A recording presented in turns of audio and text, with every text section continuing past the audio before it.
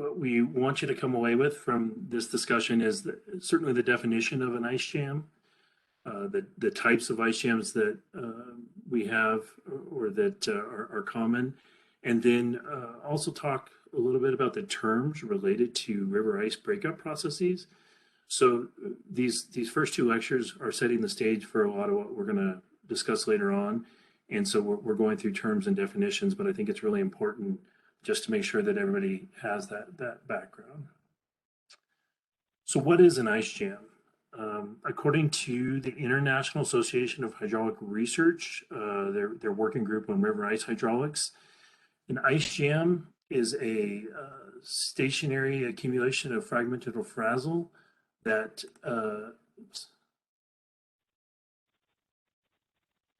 that restricts flow. And in this case, the restriction of flow is actually talking specifically about the reduction in flow conveyance in the channel. And so this ultimately leads, in many cases, to increased upstream stages and can cause flooding, and specifically can be impactful for inhabited areas. And one note on that is, ice jams happen quite often, but if flooding doesn't impact areas of concern, they're often not noticed or even reported. So I think that's actually one of the challenges working with ice and ice jams, is that unless there's consequences, a lot of times no recording or even notice of them happens. And so we don't necessarily have as much information as other environmental processes just because of this.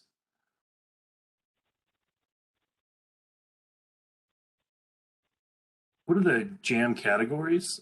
So what we have are ice jams that occur during the ice formation period. Specifically, they're referred to as freeze-up jams, or that could be anchor ice dams.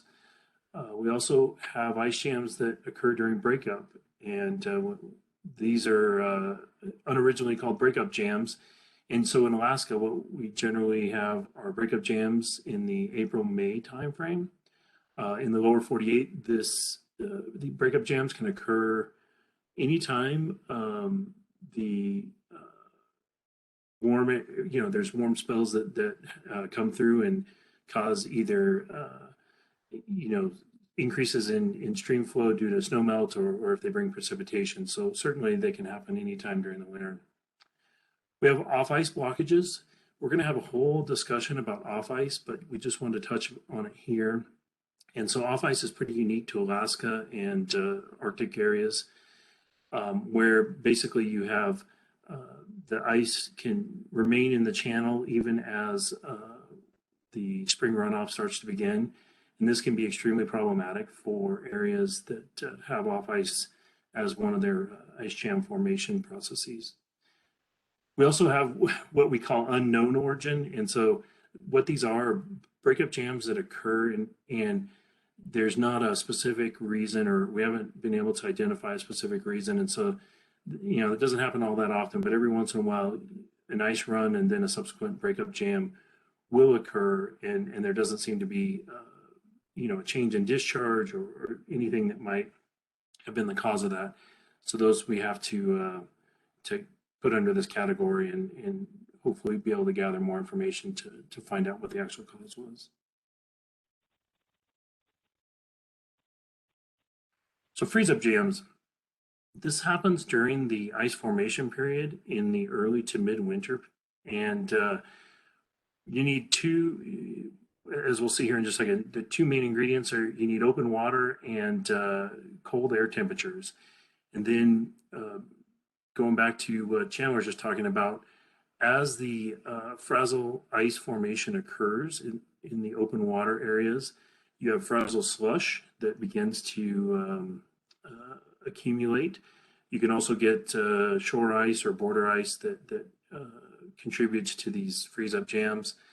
And while these occur during times of recession in general, what you can actually get is a pretty dramatic drop in discharge in a river as a freeze-up jam occurs.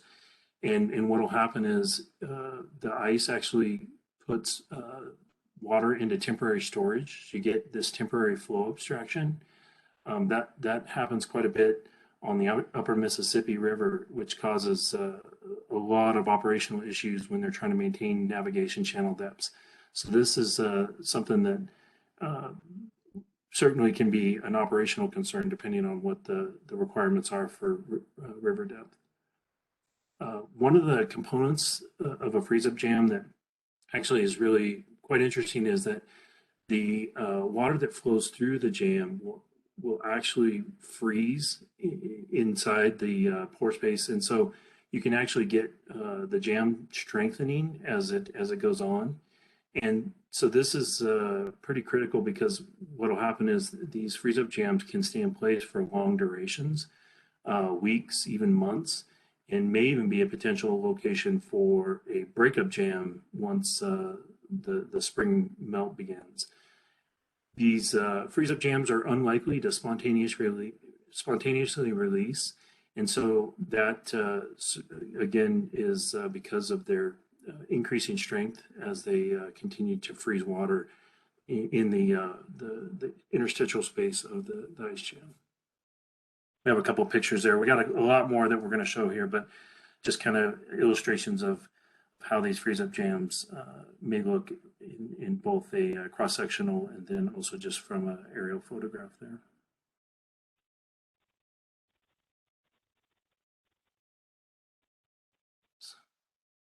So here's an example of a classic freeze-up jam, and this is an older picture, but I guess we like to show it just because what you see is a pretty rough surface, and what that is generally consisting of is drained frazzle ice as it accumulates. And on the left-hand side of the picture, you can begin to see evidence of a shear wall. And so this is just, maybe a typical ice jam or a freeze-up jam, what it would look like, and something to just be aware of as you're working out in the field.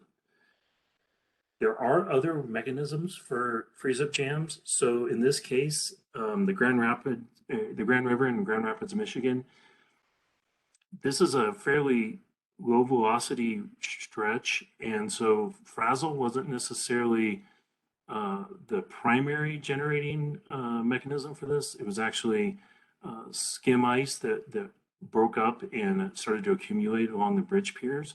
But again, this freeze-up type of jam can quickly accumulate a substantial amount of ice.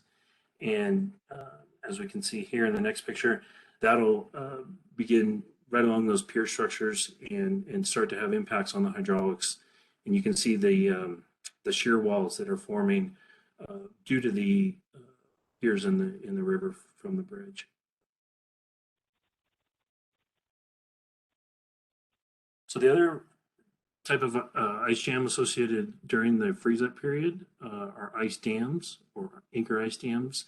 And these are, again, going to be associated with steep streams in relatively shallow reaches, and will generally be in areas where there is a lot of turbulence, and that frazzle ice accumulation actually deposits on the bottom of the stream bed. As Shayla mentioned, these can breach at different periods during the wintertime. We don't have a good way right now to predict when these anchor ice dams will breach, but it generally has a lot to do with the amount of energy that the stream is getting, and then the change in temperature due to the diurnal cycle of solar radiation, or if there is a warmer air temperature. So while we can't predict it, they generally don't last an extremely long time, but certainly can cause a lot of issues as far as upstream stage increases. Here's a couple of examples of anchor ice dams. So the left is the Gunnison River in Colorado, and as you can imagine, that increase in stage actually flooded some of the forested areas and actually impacted a few homes in this specific event. And so that it doesn't have to be It doesn't necessarily have to be a huge anchor ice dam to cause impacts, but certainly, in this case, there were homes that were impacted. Another example, just to kind of further illustrate what anchor ice looks like, is on a small river in Quebec, and you can see the quite a bit of accumulation happening there as far as the anchor ice goes. Before we go to breakup jams, I guess what I'd like to do is just cover a few terms related to river ice breakup. And some of these might be intuitive and some might be familiar, but I think it's good to just step through them. So during river ice breakup, there are essentially two mechanisms that break up the ice cover. You have thermal decay or thermal breakup, and then you have mechanical breakup. So the thermal decay, essentially, as it would suggest, is that you have the ice just melting in place. And this is generally through warmer air temperatures or the absorption of solar radiation. The mechanical breakup, in contrast, usually will have less deterioration of the ice cover from thermal processes, and usually it's driven by the increase in flow. And so this increase in flow will cause the ice cover, increase the stresses on the ice cover and cause it to fragment. And as those fragmented pieces begin to be mobilized, what you have is movement of fairly substantial ice that starts to make its way downstream. So most of the river ice breakups do combine thermal and mechanical breakup. Each year can be slightly different on how much of each of these components occurs. So in one year, there might be almost all thermal breakup, where the following year, maybe mechanical is the primary way that happens. Mechanical breakups are certainly more dramatic and dangerous because you end up having increased flow at the same time as you have large volumes of ice fragments. And certainly that's where, when we see these events, that's certainly the highest potential for large breakup ice jams. So here's some just a few pictures that probably everybody has seen if they've seen any sort of frozen water body. But the main thing with the thermal decay that we want to point out is, as the ice cover thins and weakens, you can get a little bit of breakup that occurs in some of the ice moving downstream, but usually the ice is so weak that it's not a huge risk for creating substantial ice jams. In contrast, the mechanical breakup, this is going to be driven by increases in flows, which can be from rain, snow melts, even operational changes at dams. And the faster the rate of rise, the more effective fracturing of the ice that will occur. And so when the ice cover loses connection with its banks and then begins to overcome the channel geometry constraints, the ice will then begin to move, and you'll get a feedback actually between the ice flow fragments and between the flow and the ice fragments. And as those fragments begin to move, they actually run into each other and become smaller potentially, and be able to actually pack in tighter in places that there are obstructions. But really what we see in this as the ice begins to move out is what we call an ice run. And so an ice run is kind of the first indicator there may be potential for a breakup jam. So how do you know if you've had an ice run or evidence that there are potential issues with breakup jams? We wanted to show this just for those that might be out in the field. So one of the first things to do is look for ice run shear walls, and these can be pushed up along the banks or into the overbank even, and or they actually can be freestanding, like the arrow on the left there.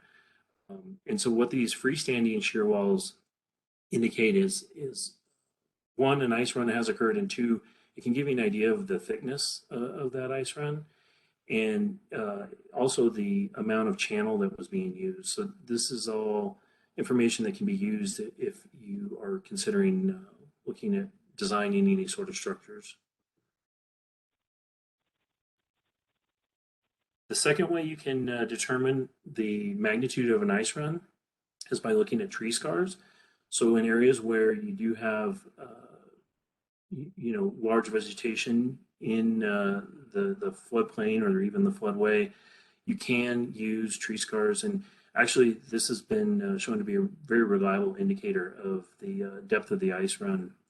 And also, you can go back and potentially core those trees to see if the frequency of ice runs in a particular area.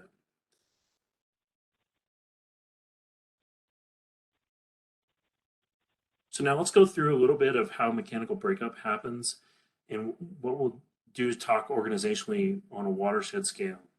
What you have is the smaller tributaries will generally break up first. So these are going to be your steeper slope, smaller drainages, where they're going to respond faster to meltwater or rainfall. And then as those break up and move down into what we call a main stem or larger channels, those channels, the larger ones in general, will break up from upstream to downstream. So this is typical, but certainly not, doesn't happen everywhere, and it doesn't necessarily happen the same every year. You can certainly have variations of this. One of the interesting things that happens are on rivers that flow north, because generally always breakup will occur further south, and then as that ice moves downstream, moving north, it can often run into competent ice cover, which certainly sets up conditions for a potential breakup jam. The variables that are most important when considering this are ice thickness and the associated ice strength, the degree of thermal meltdown that occurred prior to the mechanical breakup. Snowpack depth can be important in a couple ways. One is just the amount of snow melt that may occur, but also it can give you an indication of where ice has been insulated and may not have been thermally decayed as much. And then just kind of talking along the same lines, the way the runoff occurs can be a big factor. So is it a slow, nice, even melt, or are there periods of heavy precipitation that cause the hydrographs to rise pretty steeply?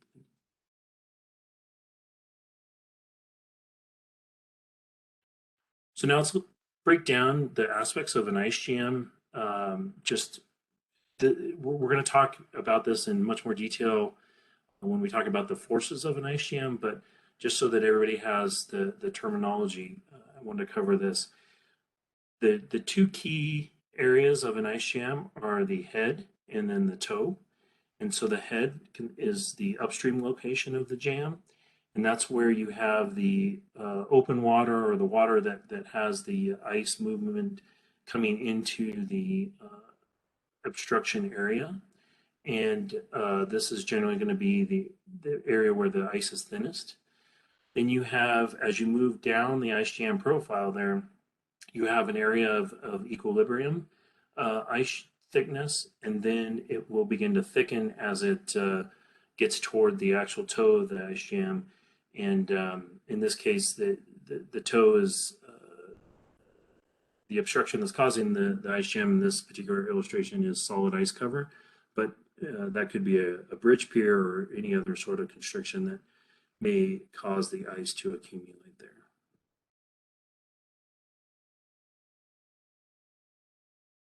So speaking of that, where can breakup jams occur? And I guess, the short answer is anywhere where the ice stops moving. But, this is related to, the main thing is this is related to changes in upstream stage. So if you have a place where ice accumulation is occurring and a jam is forming, you can get rapid rises. Breakup jams are highly unstable and can release suddenly, and that actually makes it extremely challenging for us to gather data about them, whether that's the thickness of the jam or the exact hydraulics. So certainly that's one of the challenges with these particular formations.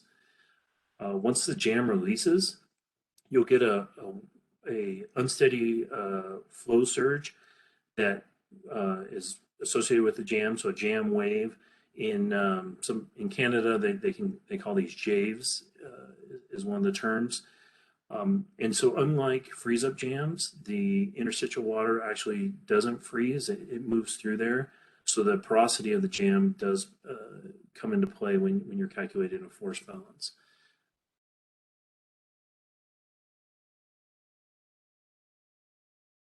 So now that we've talked a little bit about this, where's the specific locations where breakup jams can occur are going to be anywhere the transport capacity of the river channel is exceeded by the amount of ice being transported, and oftentimes this will happen when broken ice meets unbroken, competent, and stationary ice, and so that is a place where a breakup jam is likely going to occur, and it certainly has the potential.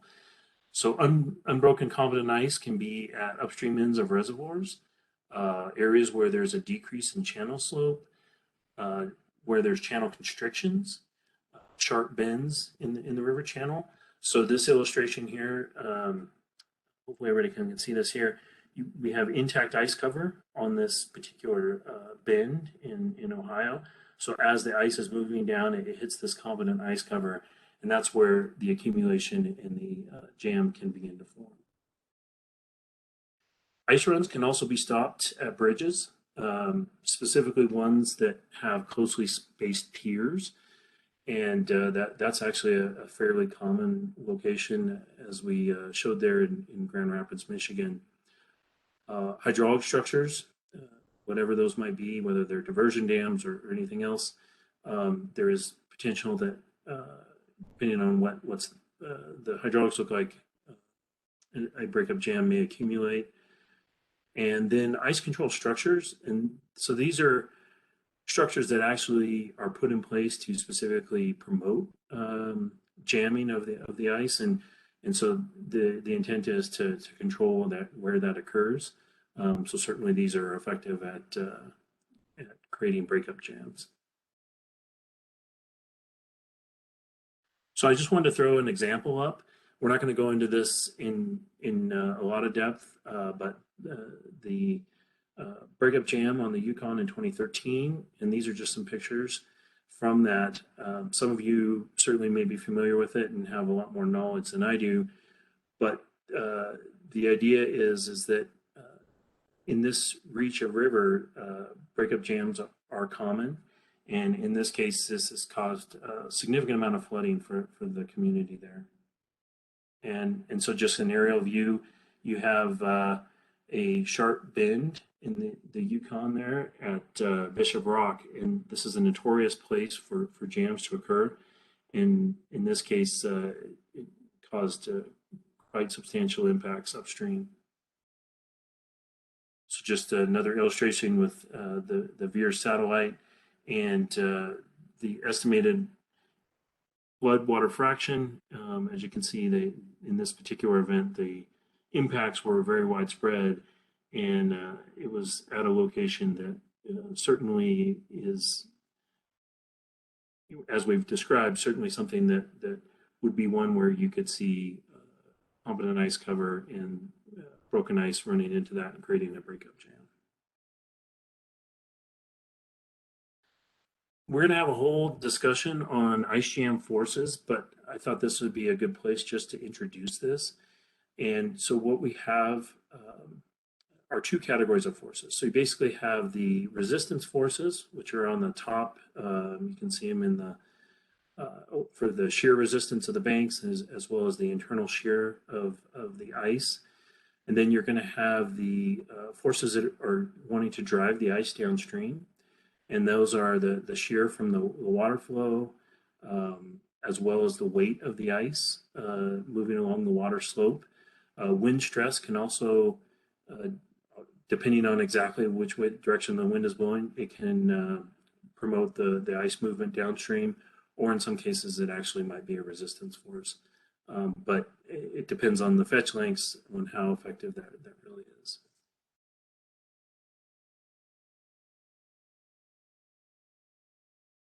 So the ice jam failure and thickening, this is something that we thought we would just cover briefly here so that people at least have an idea of uh, the stages of a breakup jam. And so these breakup jams, which we often call wide channel jams, um, can happen in as the river begins to break up. Can certainly happen in a lot of locations where you'll get small, perhaps not that large of large of breakup jam, and it may not have that large of impact on the upstream stage. And these jams can occur in many locations, but what will happen is that they will fail because the resisting forces are not that high. So then you have this broken pieces of a small jam that potentially are transported downstream, and they keep getting transported downstream until you reach a point where the resisting forces begin to increase substantially.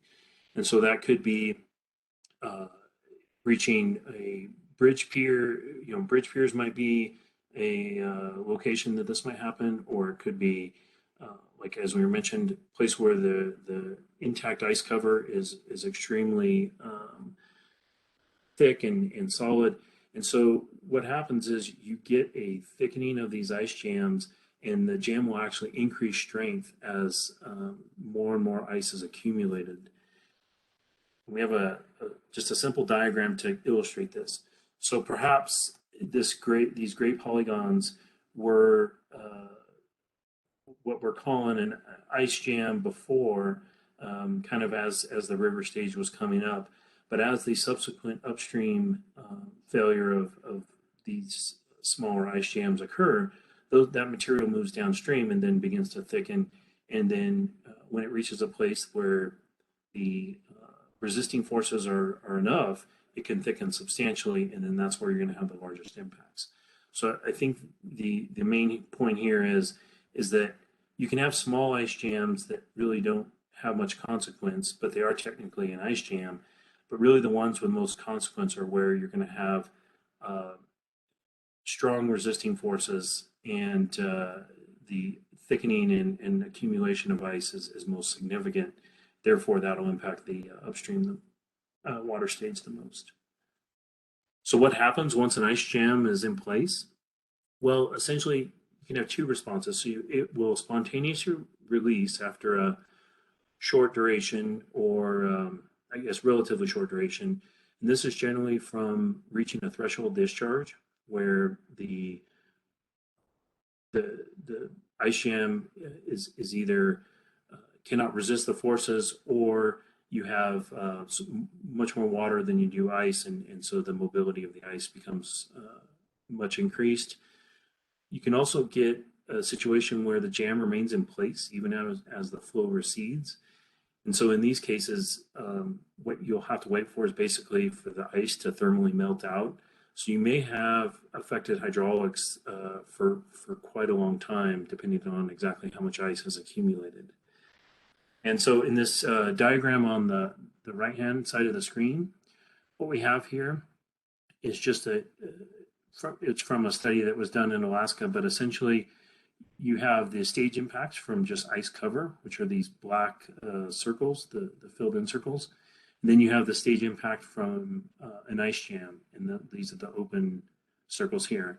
And what you can see is for this range of discharge, the stage impacts are quite substantial. And so that can, relative to the open water stage. And so that's something to consider, is that you can have this impact even with just a minimal amount of discharge change, and then all of a sudden you have stages that seem like an extremely large flood from an open water event, but in this case are not that high of discharge. So just to summarize here, the categories of ice jam, we have freeze up, break up, and then off ice, which we'll cover a little bit more later, and then break up ice jams with unknown causes. Freeze-up jams will occur early to midwinter and can be quite strong and last quite a long time. Breakup jams are usually associated with increases in stream flow and can be quite dangerous and also difficult to predict exactly how they're going to break up. And the ice jams will basically either move out during the runoff season and release on their own, or you can get situations where the jam actually stays in place even after the flows recede, which in that case you'll have to wait for them to thermally melt out. And that's all for this one. So any questions?